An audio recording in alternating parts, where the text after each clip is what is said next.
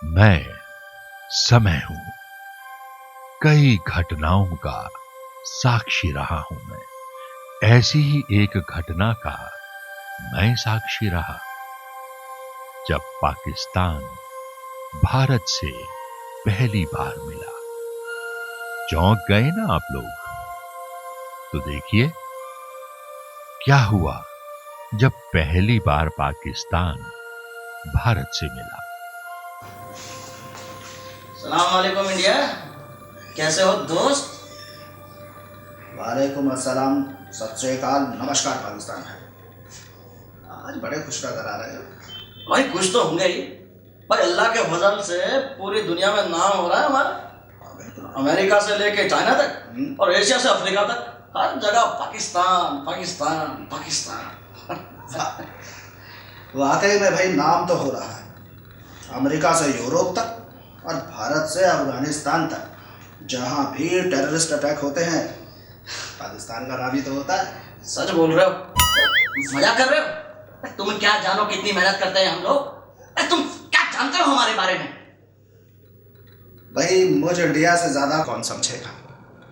तुम्हारी सारी मेहनत इंडिया को बर्बाद करने के लिए ही तो है। अल्लाह कसम, बिल्कुल सच कहा तुमने, मुंह की बात छीन ली। अरे कायदे आजम से लेकर भुट्टो तक और जियाउल हक से लेकर मुशर्रफ तक हमारे सारे हुक्मरानों ने तुम्हें बर्बाद करने की कोशिश तो की है। हमारे बच्चों को कलम चलानी आए ना आए, लेकिन AK-47 चलानी जरूर आती है। टक टक टक टक टक। सब भूल गए क्या? कैसे भूल सकते हैं उसे? फांसी पर लटकाया था, गर्दन 8 इंच लंबी हो गई थी। हमने तो उसे महीनों तक खिलाया और तुमने उसकी लाश लेने से भी इनकार कर दिया। मरने के बाद अपने मुल्क की जमीन भी नसीब ना हुई। ऐसे बदनसीब को कैसे भूल सकते हैं? वो बदनसीब नहीं था, शहीद था वो, शहीद। और हमारा पाकिस्तान का बच्चा बच्चा अभी भी इंडिया आकर अपनी शहादत देने को तैयार है। तुम्हारी बर्बादी तक, इंडिया की बर्बादी तक। ये ख्वाब देखते देखते तुम्हारे सारे सियासतदान, जिन्ना से भुट्टो तक और भुट्टो से जियाउल्लाह तक, सबने यही सपना देखा। लेकिन हिंदुस्तान कश्मीर से लेकर कन्याकुमारी तक और गुजरात से आसाम तक तब भी था और आज भी।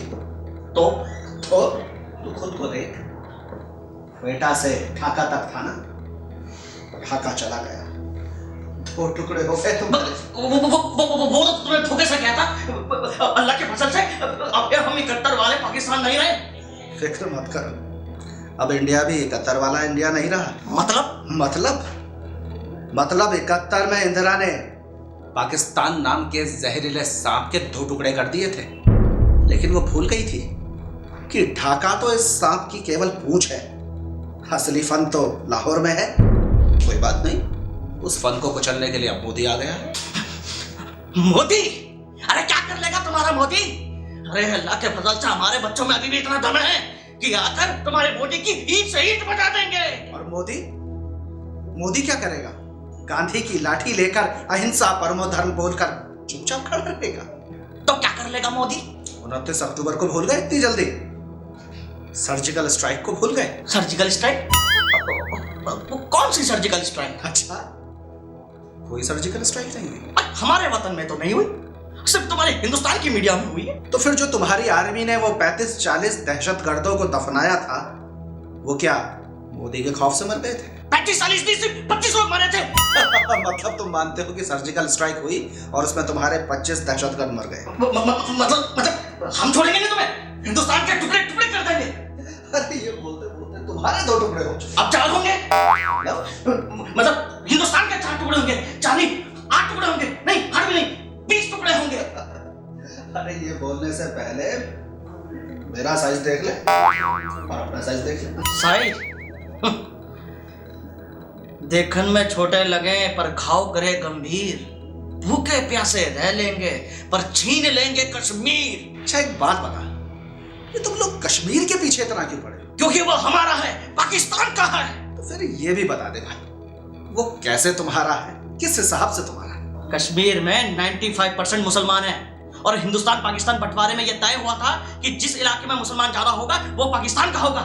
उस हिसाब से कश्मीर हमारा है। चलो मान ली तुम्हारी बात, बांग्लादेश में भी तो 90% मुसलमान है, तुम्हारा हिस्सा था। क्या किया तुमने उनके साथ?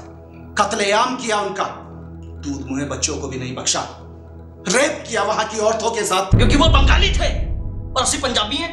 मेरा मतलब है कि पाकिस्तानी पंजाबी हैं। मतलब पाकिस्तान में केवल पंजाबियों के लिए ही जगह है? बिल्कुल ठीक। बस क्या इसका मतलब कश्मीर को अपना हिस्सा बनाने के बाद तुम कश्मीरियों के साथ भी वही करोगे जो बांग्लादेशी मुसलमानों के साथ किया? इंशाअल्लाह कश्मीर का हाल भी बिल्कुल बांग्लादेशी मुसलमानों जैसा करेंगे।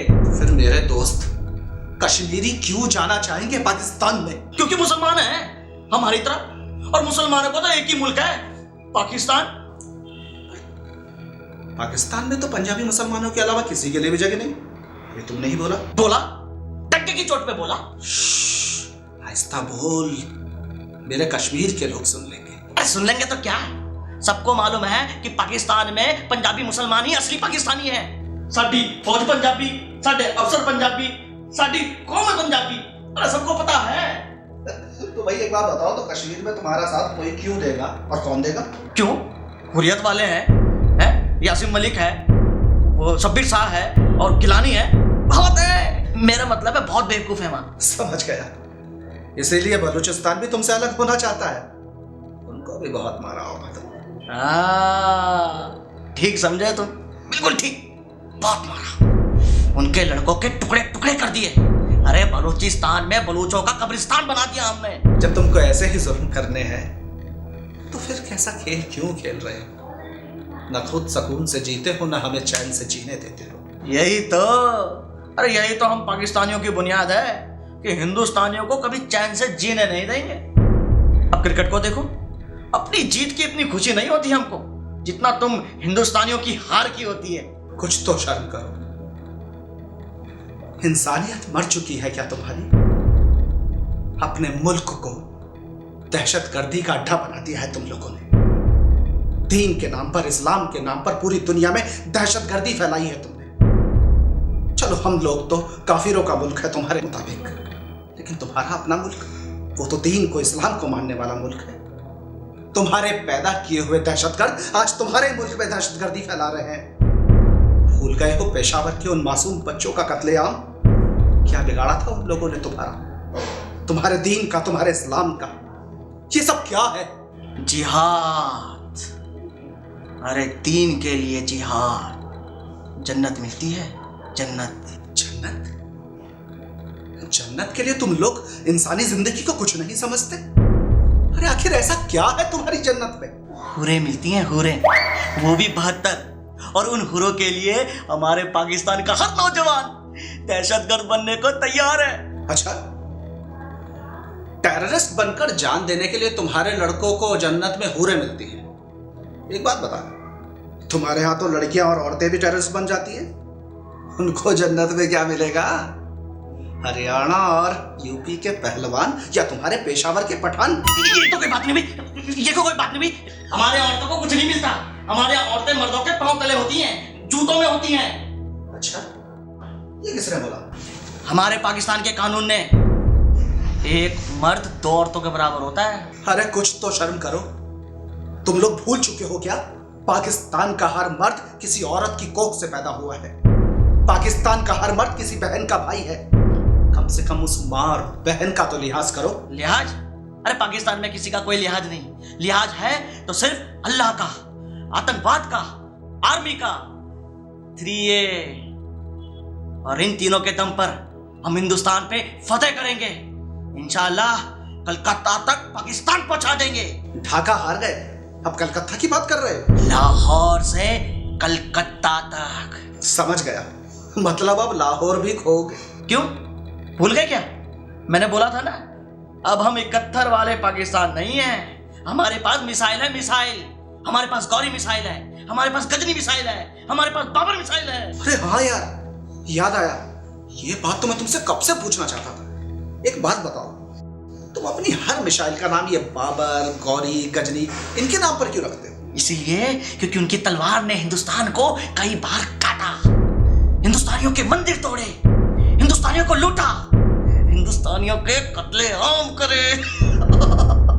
पर भैया, एक बात तो तुम पाकिस्तान वाले भूल गए। क्या? गौरी, गजनी, मोहम्मद बिन कासिम बाबर जब ये हिंदुस्तान को लूटने के लिए आए तो जानता है इन्होंने सबसे पहले लूटपाट कहां मचाई? इन्होंने सबसे पहले लूटा कराची को, इन्होंने सबसे पहले रौंदा लाहौर को, इन्होंने सबसे पहले कत्लेआम मचाया रावलपिंडी में, इन्होंने नेस्त नाबूद कर दिया पेशावर को। अरे पाकिस्तान, तुम तो वो नामुराद कौम हो, तुमने उन दरिंदों के नाम पर अपनी मिसाइलों के नाम रख दिए जिन्होंने तुम्हारे पुरखों का कत्लेआम किया, जिन्होंने तुम्हारे पुरखों की मां बहनों के साथ रेप किया, उनकी अस्मत को लूटा। जिस मोहम्मद बिन कासिम ने तुम्हारे सिंध को लूटा उसको तुमने अपना हीरो मान लिया। जिस महमूद गजनी ने तुम्हारे पंजाब को रौंद दिया उसको तुमने अपना हीरो मान लिया। हो सकता है उस वक्त सिंध और पंजाब में रहने वाले लोग हिंदू रहे हों, लेकिन तुम क्या सोचते हो वो हमारे पुरखे थे? नहीं, वो तुम्हारे पुरखे थे। पाकिस्तान में रहने वाले 95% मुसलमानों के पुरखे हिंदू थे और तुम्हारे शब्दों में काफिर थे।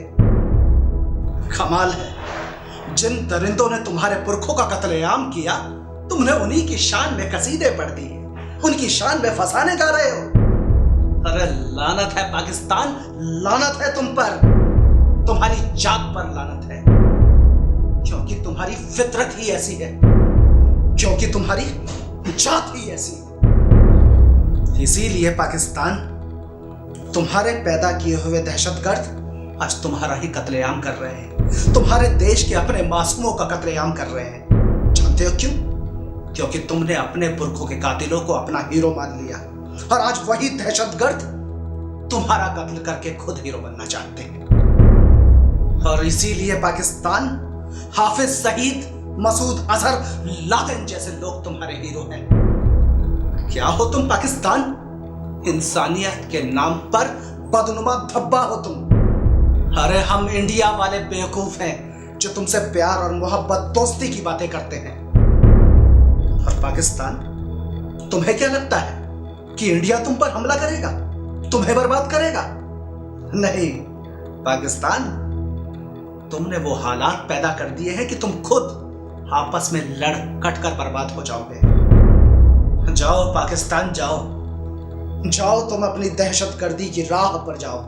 हम तो इंडिया वाले हैं, हम तो प्यार और अमन की राह पर चलते आए हैं और उसी पर चलते रहेंगे।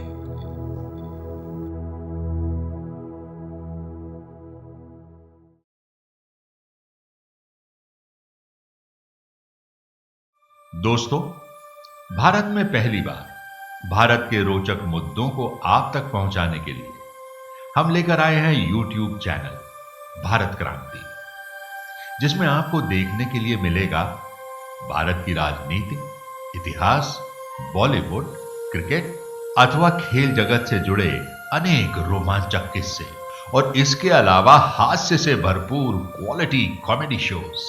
तो जल्दी देखिए, जब पाकिस्तानी आतंकी कसाब फांसी के बाद भगवान के दरबार में पहुंचा तो क्या उसे जन्नत मिली या वो 72 हूरें मिली जिनके लालच में नौजवान दहशतगर्द बनते जा रहे हैं। इसके अलावा 3 साल के करामाती चंचल बच्चे गुन्नू के किस्से और साथ ही शरारती गोलू की शरारतें। और देखिए, जब पहली बार भारत पाकिस्तान से आमने सामने मिला तो क्या बातें हुई। तो आज ही सब्सक्राइब करें हमारा चैनल, हमारा नहीं आपका भी, भारत क्रांति।